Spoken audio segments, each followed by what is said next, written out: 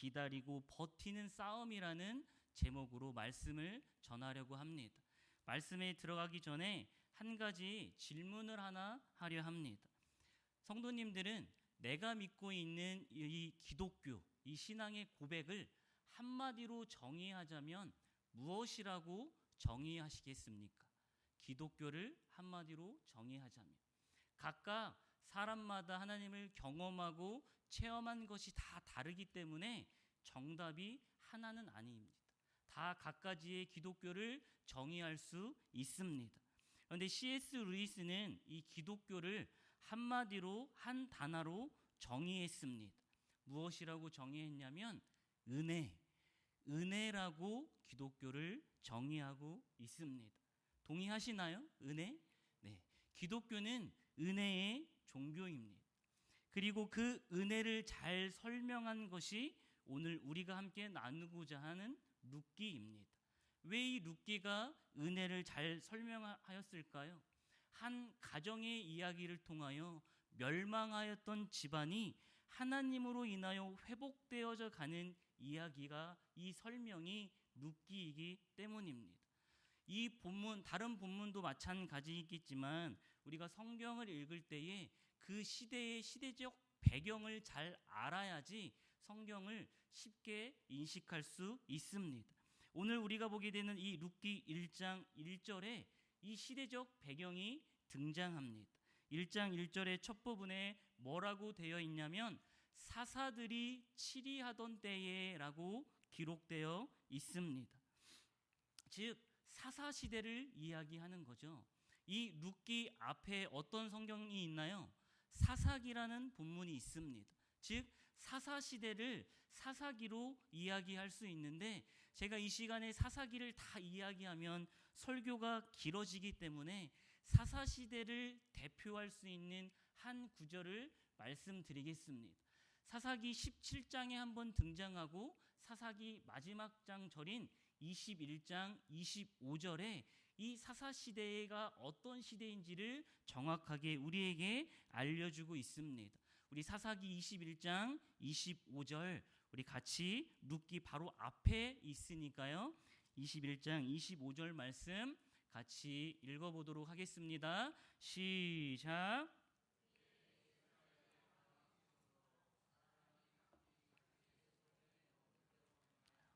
아멘.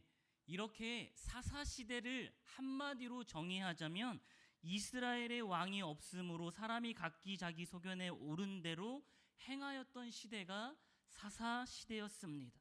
즉 이 사사시대는 말씀이 사라진 시대, 기도가 사라진 시대, 하나님 앞에 살려고 발부둥 치는 모습이 사라진 시대가 사사시대입니다.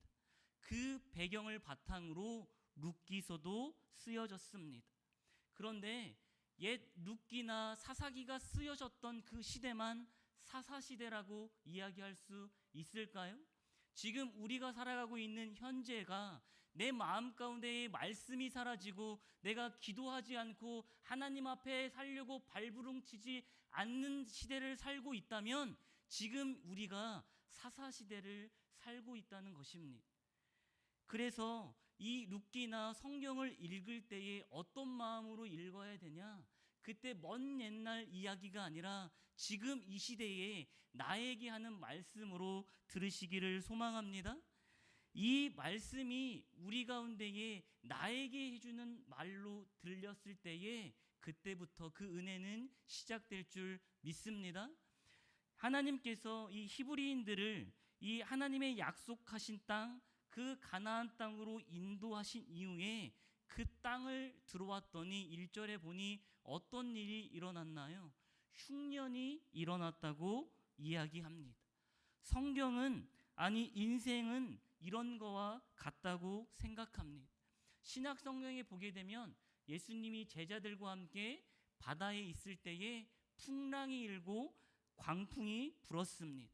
즉 예수님을 믿는다고 하여서 병이 걸리지 않고 무병장수한다는 것이 아닙니다.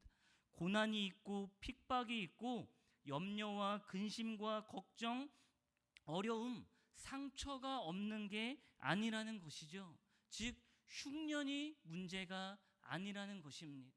아담 이후로 인간은 타락하여서 병들어가며 비폐해져 갑니다. 즉 고난이 문제가 아니라는 거죠. 인간은 다 누군가 각각 크기가 다르지만 고난을 받고 살아갑니다. 그러면 우리가 고난이 오고 흉년이 올 때에 성도의 자세가 어떠한지가 중요한 줄 믿습니다. 이 룻기 가운데에 한 가정이 등장을 하죠. 집안의 이 가정의 이름이, 남편의 이름이 등장을 하죠. 3절에 남편의 이름이 뭐라고 이야기하고 있습니까? 엘리멜렉이라고 이야기합니다. 이 엘리멜렉, 이 이름의 뜻이 무엇인 줄 아시나요?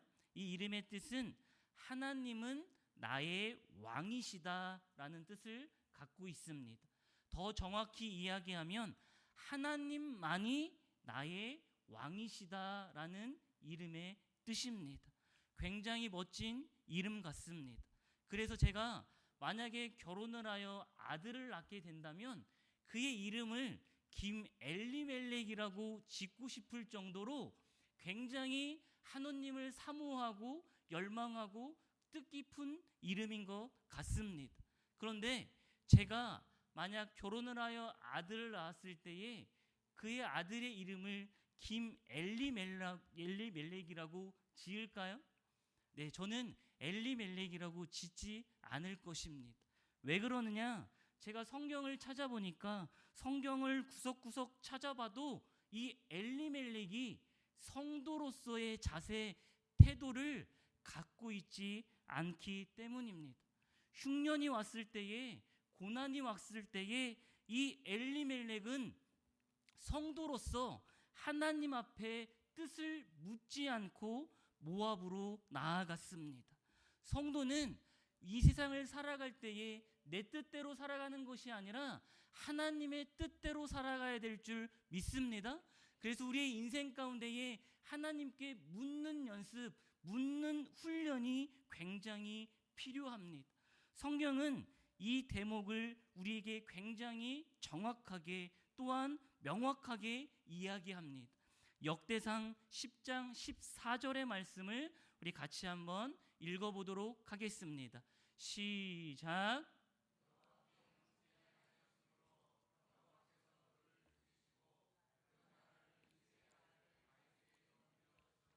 아멘. 여기 이 성경을 보니까 뭐라고 이야기합니까?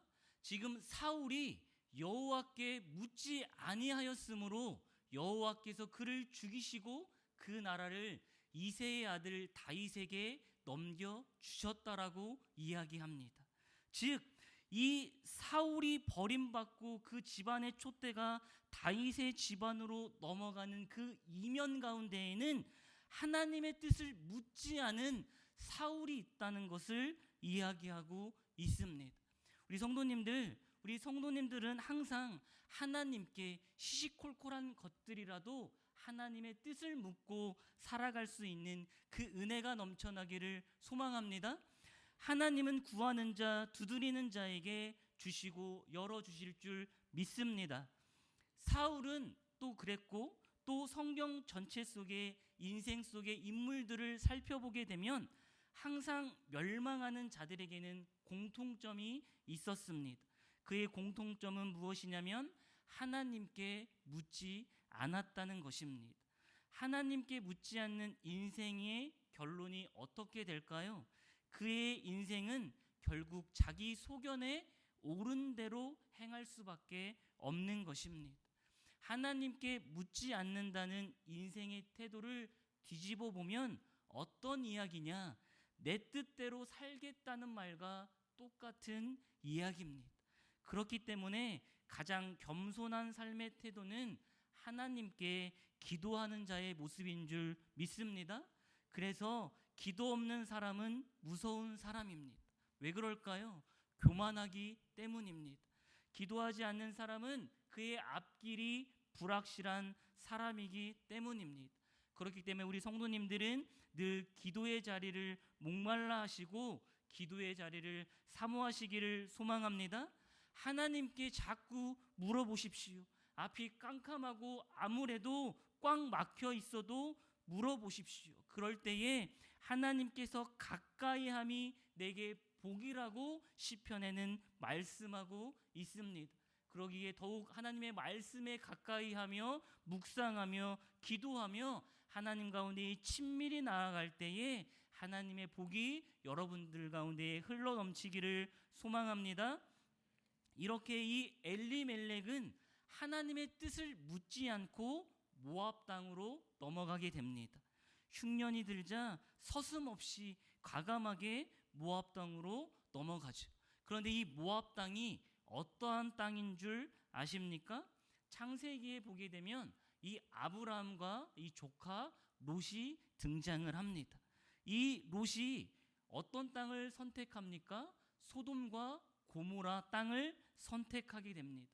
그때 그 롯이 그 땅을 보며 이야기했던 내용이 창세기 13장 10절 말씀입니다. 뭐라고 이야기하냐면 그 롯이 이 소돔과 고모라를 보며 여호와의 동산 같고 애굽 땅과 같았더라라고 고백합니다. 이 이야기가 무슨 이야기일까요? 애굽 땅과 같았다는 이야기는 그때 당시 애굽은 최고의 제국이었습니다. 그리고 여호와의 동산 같다. 이것은 하나님이 주신 복인 줄 착각했다는 이야기입니다. 즉 성경은 교만함은 패망의 선봉이라고 이야기하며 착각은 패망의 지름길이라고 이야기합니다. 그런데 이 롯이 소돔과 고모라를 보며 하나님이 주신 줄 복인 줄 착각했던 것처럼 우리가 인생을 살다 보면은 착각 아닌 착각을 할 때가 너무니 많이 있다는 것입니다. 우리는 어떠한 착각을 할까요? 우리가 이 자리에 서 있는 것, 이 자리까지 올라온 것, 내 능력대로 나의 힘으로 잘 살든 못 살든 살아가고 있는데 다 하나님의 은혜임에도 불구하고 나의 능력으로 이 자리까지 올라왔다고 착각하며 살아가고 있습니다. 우리는 우리의 연약함을 알고 우리의 죄됨을 알고 항상 주의 은혜임을 잊지 않고 살아가는 우리 성도님들 되시길 소망합니다. 이 롯이 소돔과 고모라의 땅에 이 착각을 하며 살아가다가 심판을 받게 됩니다. 그리고 이 소돔과 고모라의 사람들이 다 죽고 몇 명이 남게 되나요? 달랑 3명이 남죠. 이 롯과 2딸이 남겨집니다. 그래서 어느 하루는 굴 속에서 그 2딸이 배가 끊어질까봐 꾀를 쓰게 되죠. 한날 나를 잡아서 아버지에게 술을 먹이고 그리고 각각 들어가서 어떤 일이 벌어집니까? 근친상간이 벌어지게 됩니다. 여기에서 후손들이 나와서 하나가 암몬 족속이고 암몬의 땅이고 오늘 하나 보게 되는 이 모압 땅이 여기서부터 파생되었습니다.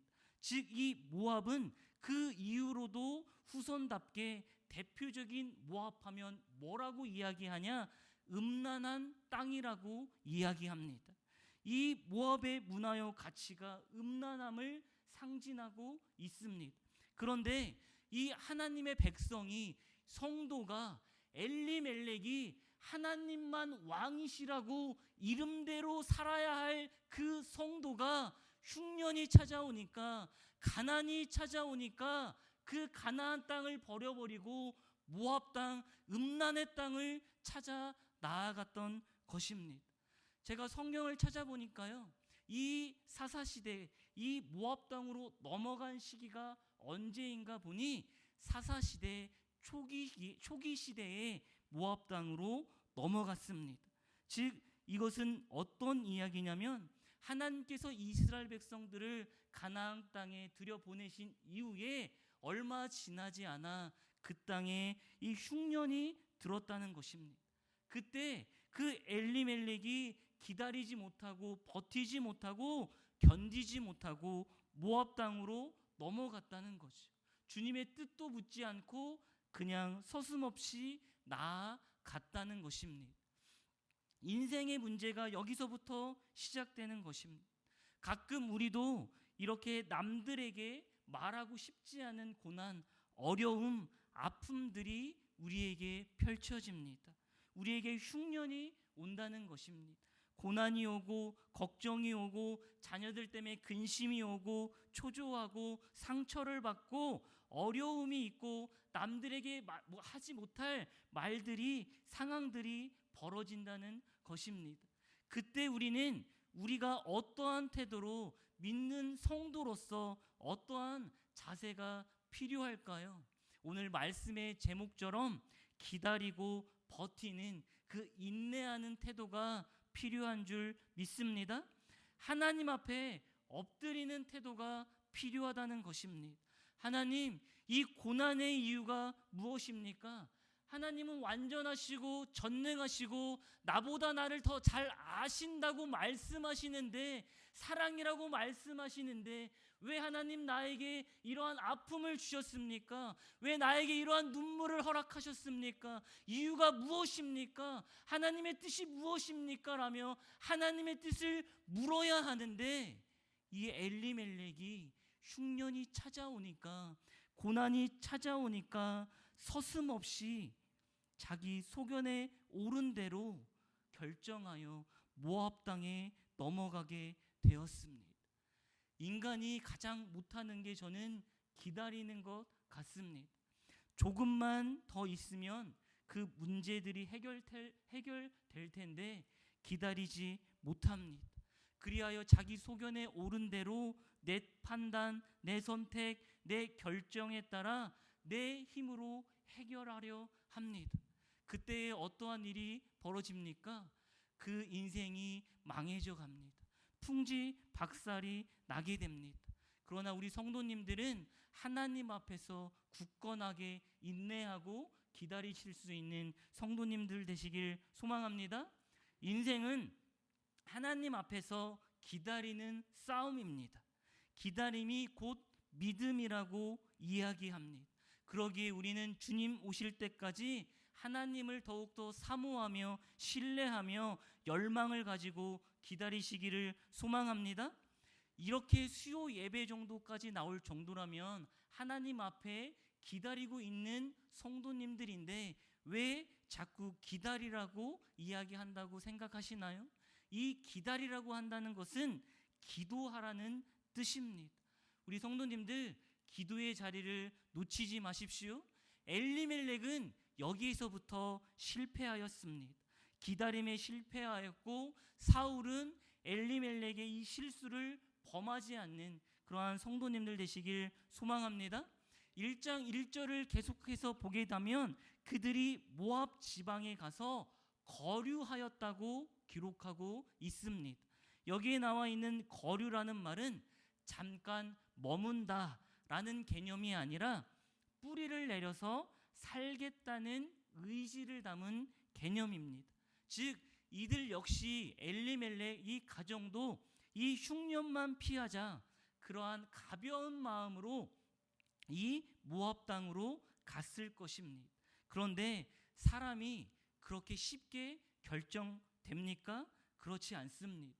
롯도, 아까 창세기에 이야기한 그 아브라함의 조카 롯도 처음에 소돔과 고모라 땅을 선택하여 나아갔을 때에 처음부터 그 성 안에 들어가서 살지 않았습니다.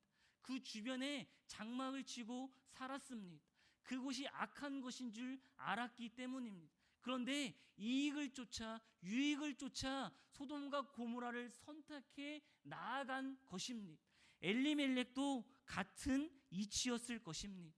이 모압에 가서 아주 온 천년만년 살 것처럼 모압 땅을 선택한 것이 아니라 흉년만 잠깐 피하자, 잠깐 이 고난만 피하고 돌아가자라는 마음을 먹고 이 땅 가운데에 모압에 나아갔을 것입니다.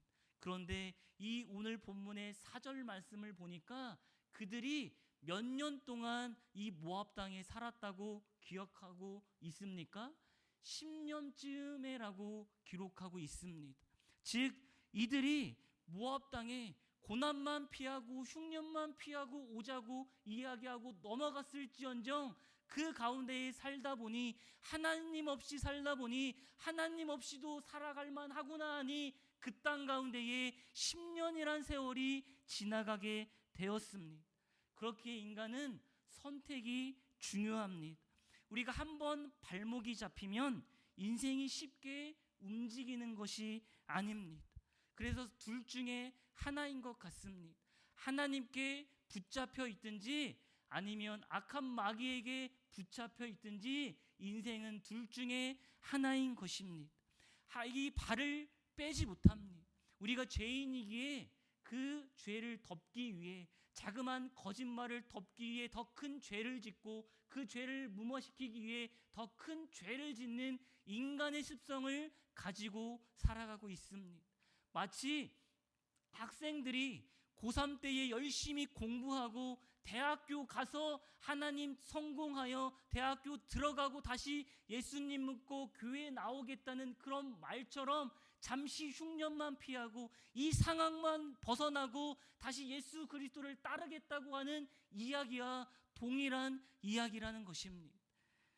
그런데 우리 인생의 발목이 사단 가운데에 붙잡히게 되면 그것을 빼내오려면 인생이 끝장나야지 그곳 가운데에 벗어날 수 있습니다. 왜 그럴까요? 성경의 대표적인 인물이 누구냐면 누가복음 15장에 나오는 둘째 아들이 이 상황과 똑같은 상황입니다. 그 둘째 아들은 아버지의 상속을 받아서 그 재산을 가지고 그 재산을 받았을 때의 기쁨을 가지고 땅끝 먼 나라로 갔을 것입니다. 그 땅 끝으로 먼 간 것이 아닌 국경을 넘어 이방 땅으로 넘어갔습니다. 유대인들이 이방 땅으로 넘어갔다는 이야기는 돌아올 마음이 없다는 것입니다.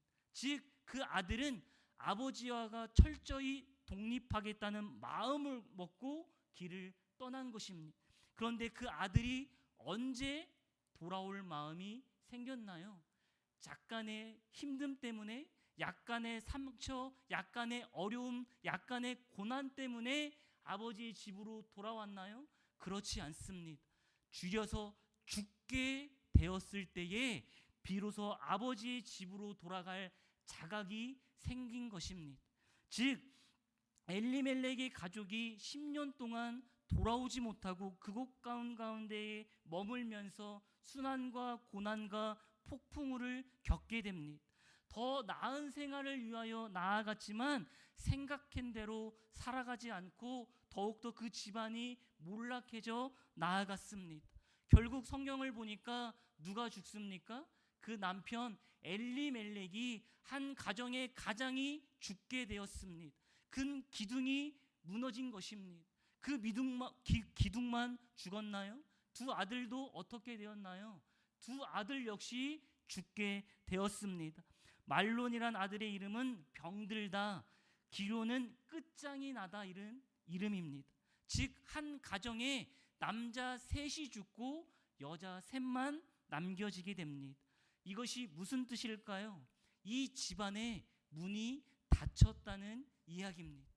폐가가 됐다는 거죠. 샤따가 내린 것입니다. 더 이상 생산할 능력이 없다는 것입니다. 이것은 무슨 이야기냐? 인간적인 수단과 방법이 다 끊어졌다는 것을 이야기하고 있습니다. 그런데 어떻게 보면 이것이 하나님께서 또 세상적으로 볼 때에는 굉장히 잔인한 것 같습니다. 그런데 하나님의 섭리가 여기에 담겨져 있습니다. 하나님의 진정한 은혜를 가리키기 위해서 인간이 가지고 있던, 인간이 의지하고 있는 모든 것들을 하나님께서 허물어 버리셨습니다. 이것이 하나님의 은혜요 자비인 것입니다. 왜 그럴까요? 무너져야 새 집을 지을 수 있기 때문입니다. 건물 위에 건물을, 새 집을 지을 수 있을까요? 집을 지을 수 없습니다. 그래서 이들이 붙잡고 있던, 이들이 의지하고 있던 모든 것들을 다 무너뜨리십니다. 집을 헐어버리십니다. 그래서 오늘 본문에 남자 셋이 죽고 여자 셋만 남게 되었습니다. 인간적으로 볼 때에 그 집안 가운데의 소망이 사라져 버리게 되었습니다. 그때 고향 땅에서 하나님의 풍년을 주셨다는 소식이 흘러 나오미의 귀에 들리게 되었습니다. 그리고 나서 나오미는 결단을 하고 누가복음에 나오는 15장의 둘째 아들처럼 고향 땅 이 베들레헴 땅으로 돌아가게 됩니다.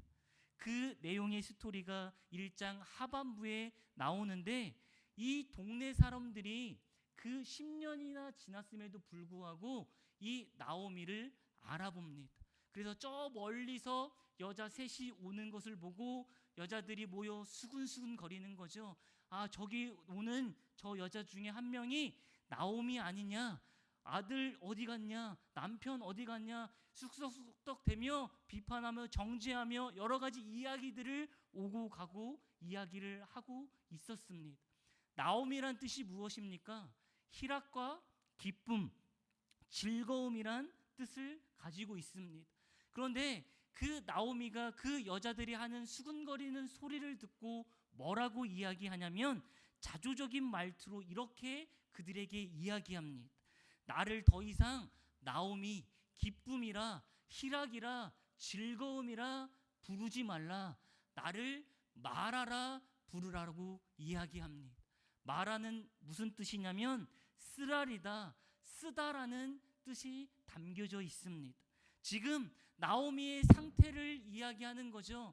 나는 지금 기쁘지 않고 즐겁지 않고 쓰라린 인생을 맞았다. 내 인생이 쓰다라고 고백하고 있는 것입니다.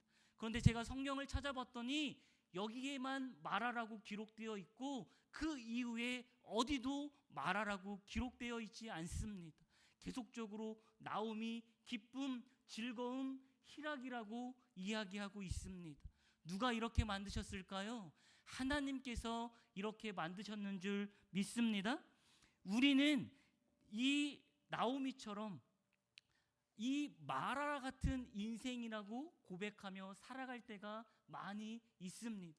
그런데 우리가 마라 같은 인생이라고 고백하고 세상을 살아갈 때에 하나님은 그렇게 너를 마라로 부르지 않고 나오미라고 부르길 원하십니다. 내가 너를 반드시 즐겁게 할 것이고 희락을 줄 것이고 내 이름처럼 너를 부를 때에 너의 목적대로 기쁨에 될 것이다 라고 하나님께서 말씀하고 있는 줄 믿습니다. 우리의 인생 가운데에 작은 인생이지만 살다 보면 굉장히 쓰릴 때가 있고 힘이 없을 때가 굉장히 많이 있습니다. 청년들과 학생들도 이야기를 많이 합니다. 스펙도 없고 내놓을 백도 없고 집안의 형편도 어렵고 세상에 끈이 없다고 한탄하며 나아갑니다.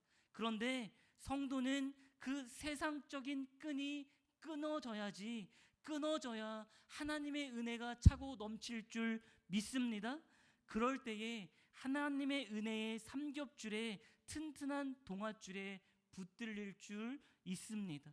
그렇기에 우리는 하나님이 있으라 하신 땅, 내가 할 수 있는 것이 아무것도 없어도 그곳 가운데에 최선을 다해 정직하게 기다리고 버티는 싸움이 우리 가운데에 있어야 될 줄 믿습니다. 하나님께서는 우리에게 대단한 것들을 원하지 않습니다. 학생들에게도 이야기합니다. 너희들에게 하나님이 대단한 것을 원하지 않는다. 하나님의 말씀을 듣고 당쟁에 나가서 의왕시를 뒤집어 버려라.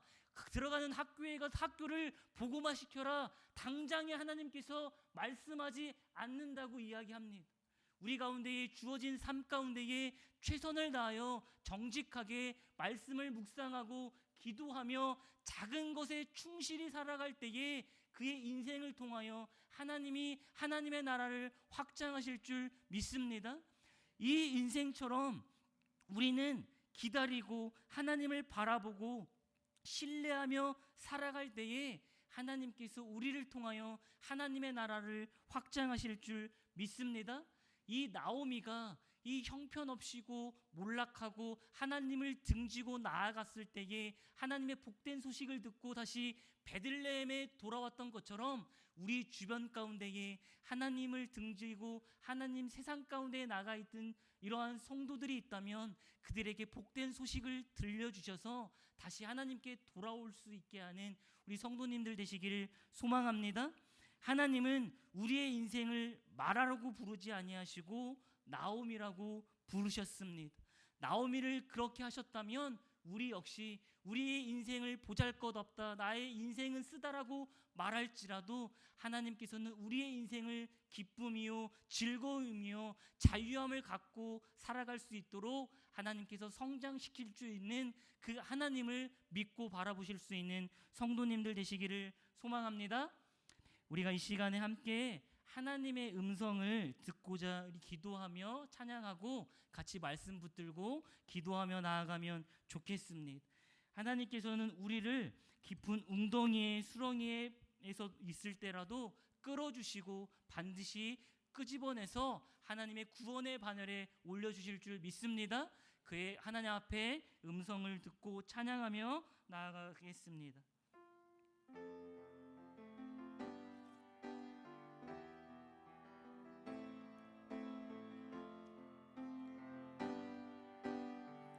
하나님의 음성을 하나님의 음성이 듣고자 기도하면 귀를 기울이시고 내 기도를 들어주신다네.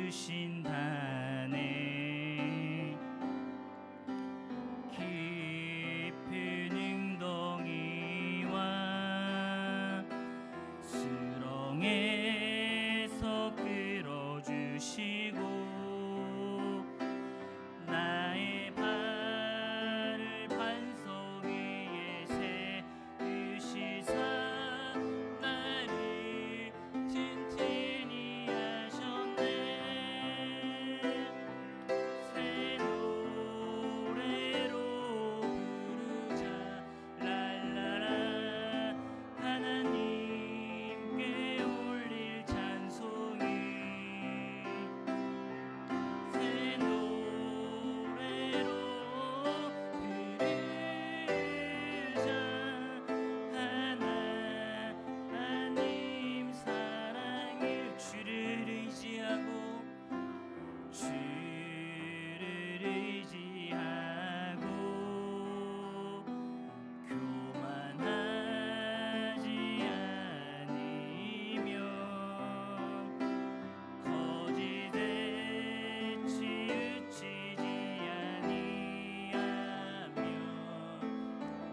복이 있으리라. 여호와 나의 주님 크신 권능의 구주라. 주의 크신 권능으로 우리들을 사랑하여 주시네.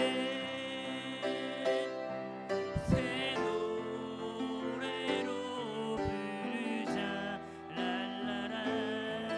하나님께 올릴 찬송이 새 노래로 부르자. 하나님 새 노래로 새 노래로 부르자 랄라라.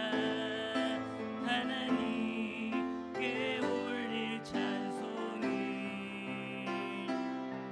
새 노래로 부르자. 하나님 사랑을. 우리가 이 시간에 말씀 가지고 기도하며 나아가겠습니다. 하나님, 우리의 인생 가운데 흉년이 찾아옵니다.